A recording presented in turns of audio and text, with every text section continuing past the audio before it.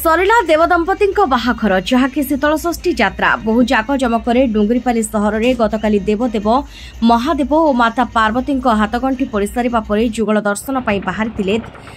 नवविवाहित देवदंपति पर नगर परिक्रमा करिसेंती देवदंपति जहाकु नै उत्सव मुखर डुंगरीपाली सहर कलाकार नृत्य गीत में फाटी पड़ुछि डुंगरीपाली। गत सोमवार दिन कपासिरारू उमा महेश्वरଙ୍କ बराती आसी डुंगरीपाली सहर में प्रशासन करी शिवानंद क्लब जहाँ पार्वती बासभवन में पहुंची पर मंगलवार दिन देवदंपति विवाह अनुष्ठित होता। देवदंपति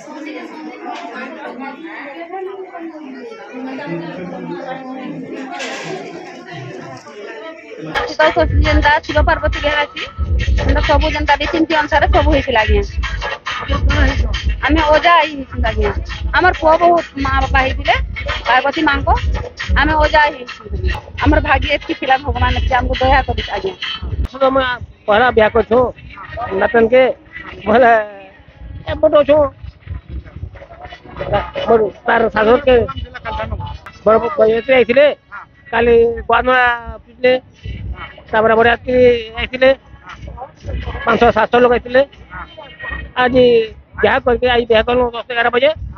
बर्तमान बटो तार माँ घर तार साधर को बाहाघर पर डोगरीपाली शिवानंद पड़ा जहाँकि पार्वती परिवार संपर्कीय एवं स्थानीय बासिंदा कन्या विदाय करथिले। शह शह संख्यार लोके डोगरीपाली सहर दे कपासिरा को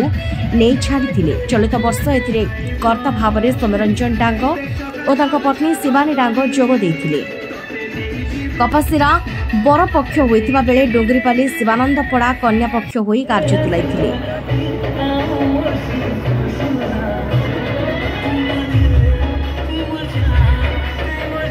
मोरना अक्षसणी रिलु भवानी शंकर वंदे श्रद्धा विश्वास रूपिणम जाभ्याम बिना न पश्यन्ति सिद्धा शांतम समीश्वरम। अति आनंदर कथा खुशीर कथा आज के 2 नंबर वर्ष है जे कपासिरारू आम प्रथम पार्वती को आणुछु झील रूप शिव को वरण कर जाऊँ गला वर्ष मेहर कर्ता जड़े होते मार्का मेहर स्त्री जानकी मेहर यही वर्षर कर्ता अच्छा श्रीयुक्त सौम्यरंजन डांग